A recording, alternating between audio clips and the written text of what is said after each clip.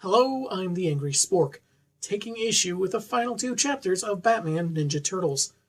Previously, an injured Raph got the 50-cent tour of Batman's traumatizing childhood, while his brothers crashed into a warehouse emitting an interdimensional signal. There they find their friend Casey Jones, self-described vigilante, who had intended to bring mutagen to save his friends' lives. But it got stolen by Shredder and his new business partner Ra's al Ghul, who were last seen at the gates of Arkham Asylum.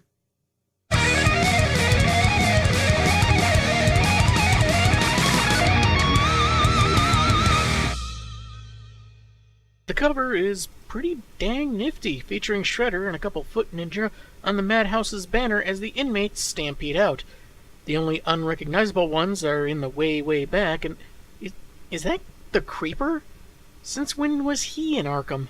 I guess it doesn't matter that much since he never shows up in the story proper. Anyway, Jim Gordon is near the activated bat signal when Bats arrives to finally answer it. When he sees Leonardo and Raphael, he takes extra time to snark about his obscure situation before getting to the more pressing matter. Jeremiah Arkham, who oversees the asylum, was found pinned against the gates with katana swords, his facility usurped by the Foot Clan. His words, not mine. I trust they mean more to you than they do to me. Shouldn't they mean a little something to you? You did send Foot Clan Ninja in issue 3 to the asylum. Did you or your men not try interrogating them before that? See, throwaway remarks don't always solve plot holes, people. Also note, this is the classic white-haired James Gordon, not the younger New 52 version that still had some color left. I was so used to the older version that I didn't even notice it the first time I read it. But, moving on, Penguin emerges to confirm Shredder's plan to build an army and burn Gotham to the ground, because that's something never done in a Tinian story before, and took everything from Cobblepot to make it happen.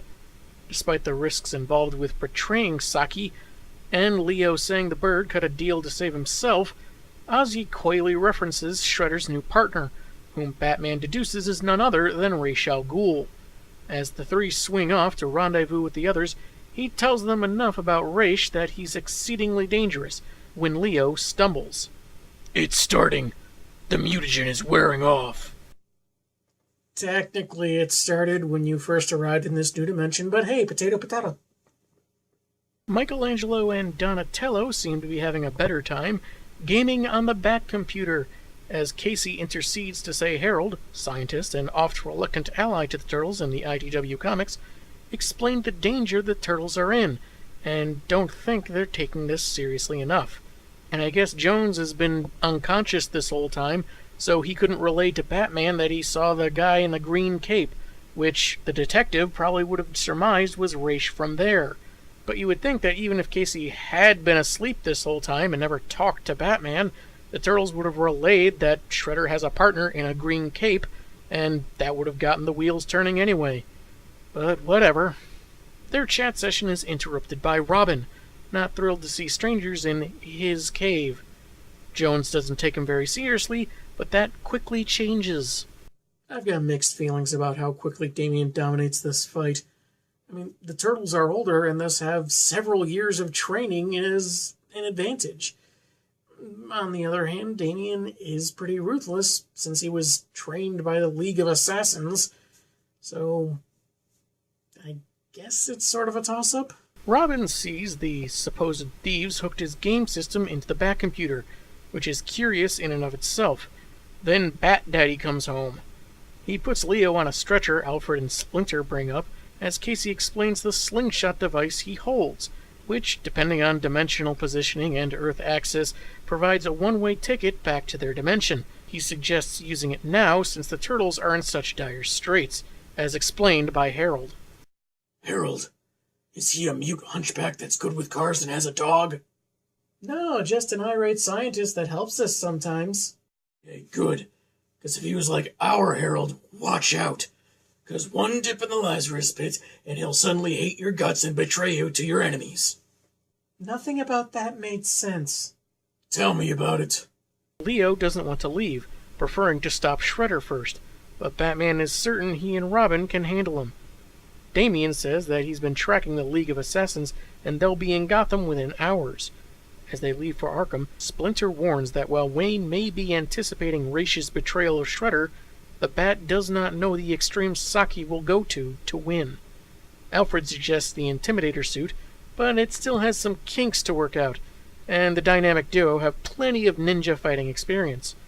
A handshake and a hug goodbye, and they're gone, taking the Bat plane and dropping to the ground.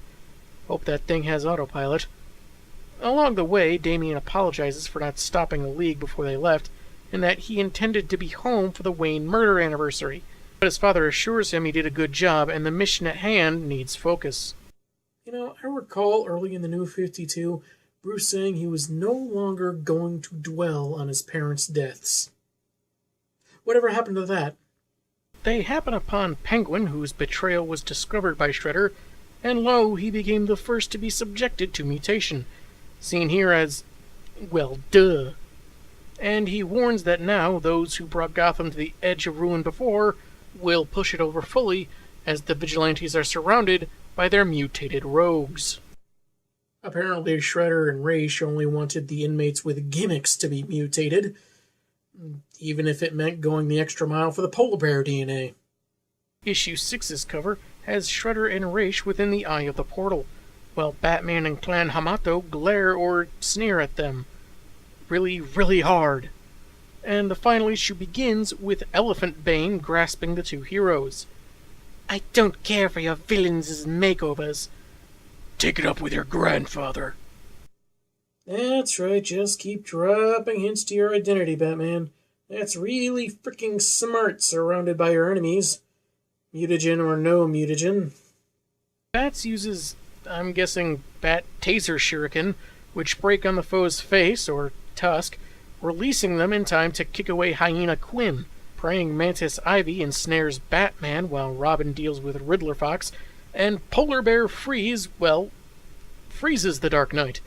Their fight raises an alert at the Batcave, and while Casey thinks the superheroes will be fine and they should get back home, Leo is defiant despite his weakened state.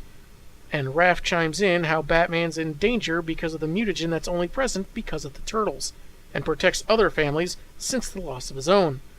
The slingshot device is powered up, and in mere seconds will return Casey to their proper Earth, with or without his friends. Back at Arkham, a trapped Batman orders his sidekick to concern himself elsewhere, and orders Raish to appear.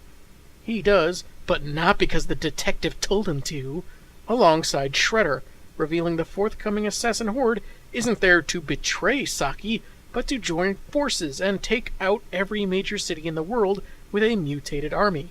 And then the true natural order of the world will assert itself, and we will hold the reins.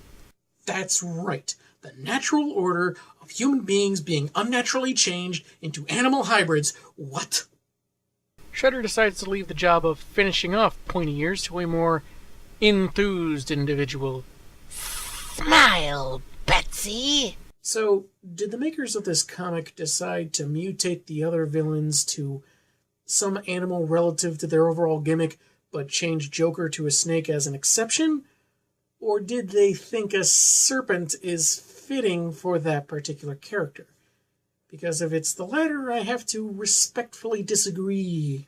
Joker Snake teases what he'll do after killing Batman, but he'll have to wait as Splinter and his sons arrive to aid the Dark Knight, impending doom or not.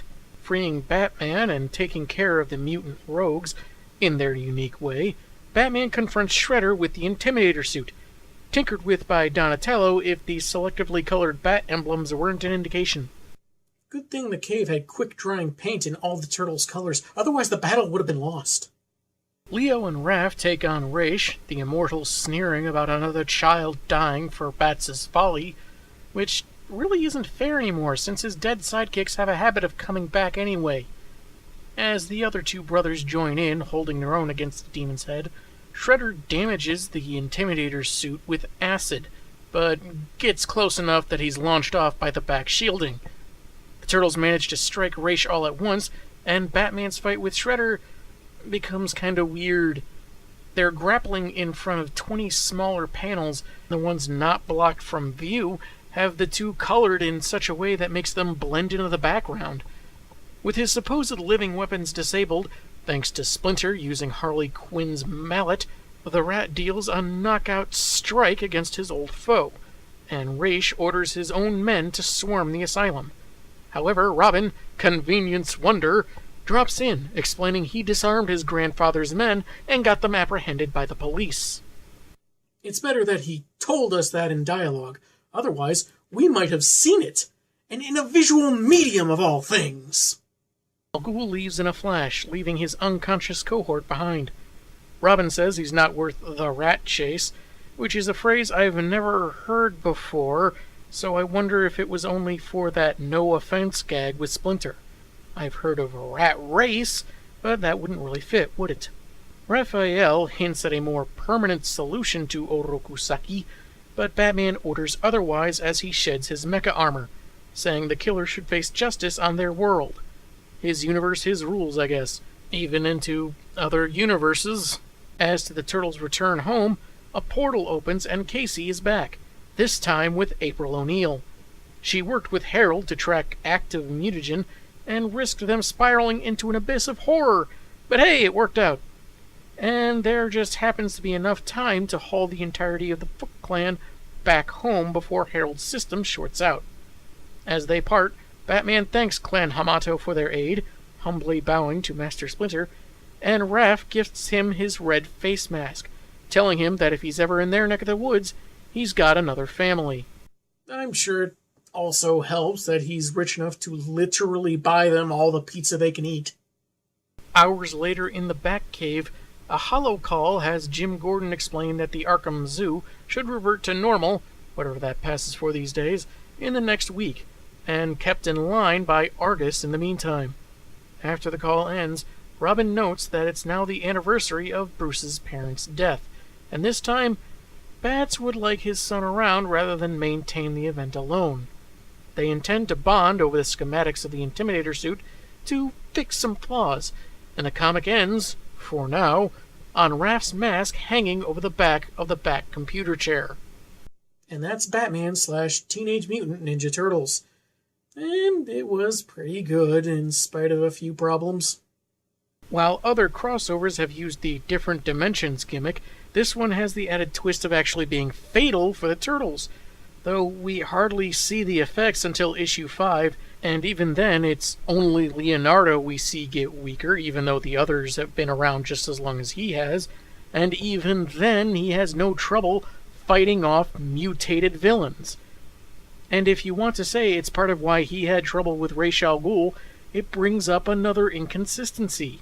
The Turtles are so weak the four of them can't take one guy down until they strike at once, but they announced their attack to a long-lived, experienced, able-bodied fighter like Al Ghul, but he couldn't evade it by ducking, jumping, something? The Shredder-Batman fight felt a little mishandled, not just because of the aforementioned choice of a bunch of small panels largely blocked by a poster-like image, but the curious reason why Batman needed a mech suit at all. Sure, Saki's a resurrected force to be reckoned with, but nothing in the story indicates superhuman strength that require an Iron Man trump card. And granted, he has a rather offensive fashion sense, but that's nothing new to pointy ears. I feel like this was more a choice of what would look cool rather than being practical. And I tend to think it would have been better to see a more fleshed out one-on-one match between the two in their usual suits using their standard gear. And while it's not like in Daredevil Spider-Man, where the focus was almost entirely on one of the title characters, it does take place exclusively in the DC-verse, as if that's supposed to be part of the draw. Though if you're not familiar with the unique spin of IDW's Turtles, you won't feel lost or in need of dozens of issues of backstory in order to understand them. Though I think it would have been nice to pop in a few times on the Turtles universe to see how Harold deals with trying to get the mutants home, giving better context to Casey's exposition. Sure, Jones's first trip through the portal was a decent enough shocker, but the second time at the end edged very close to Deus Ex Machina territory. Not as bad as Robin showing up saying, "I beat up all the henchmen we were worried about. Alone." And while before I mentioned the sad missed opportunities of the Turtles vs. Croc or Batman alone against Foot Ninja, there were a few more, like a more expansive look at Oroku vs. Batman, Dawn of Can Opening, or Splinter against an army of mutated Arkham villains. That's one of the worst missed opportunities. But how would you make room for those? Well, you could have cut out Raph stomping away and Batman expositing on his origin in shamefully dramatic fashion. The Turtles crash in the cave for several days, knowing who's under the mask, and none of them ask what his deal is? Even Fanboy Mikey or Inquisitive Leo or Splinter? Donnie doesn't do a search on Bruce Wayne like he did on Bats? I think that would have been better, since the whole road trip to Crime Alley felt very much like filler. And even Robin didn't feel overtly necessary. He could have shown up at the end for the anniversary of the Wayne murders, and they could have found another way to stop the en route assassins. Or just written them out entirely, since we never saw them. I know they were supposed to be an additional threat, but since we never saw them or got much context on them, any sense of danger we're supposed to feel is just lost. And I have to admit that Turtles are actually pretty well represented here. They don't deviate very much from the established characterizations of the IDW comics, and it makes for several fun scenes.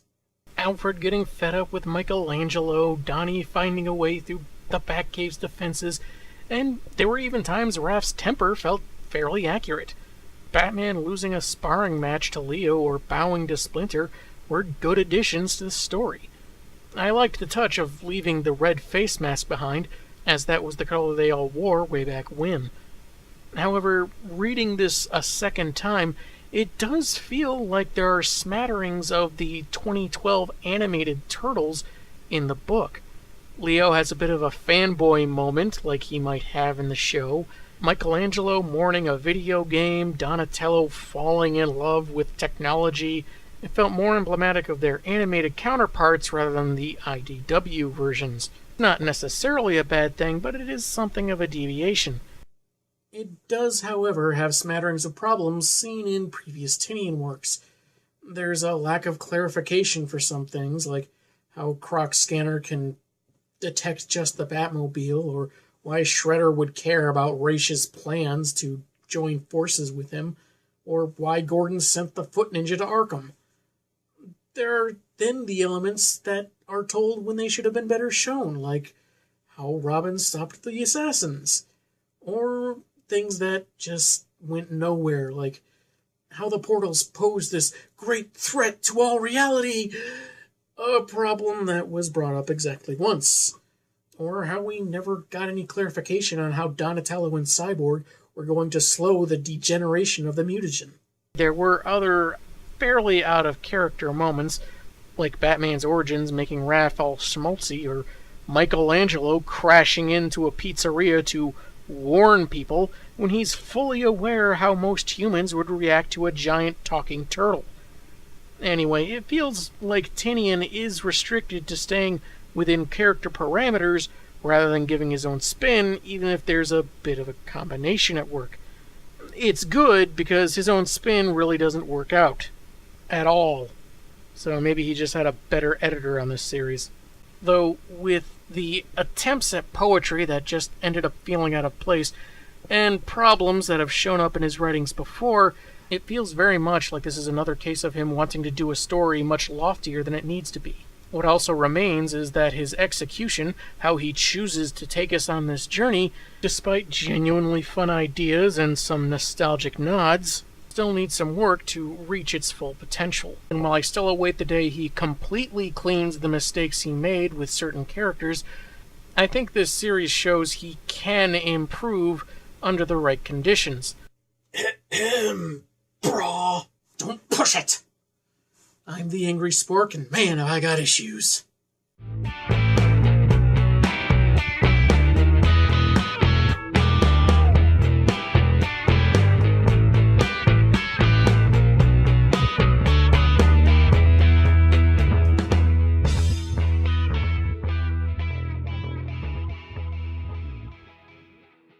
I could not care less about my transformation. You have other sins to account for, Batman. I know just how Batman can defuse this situation.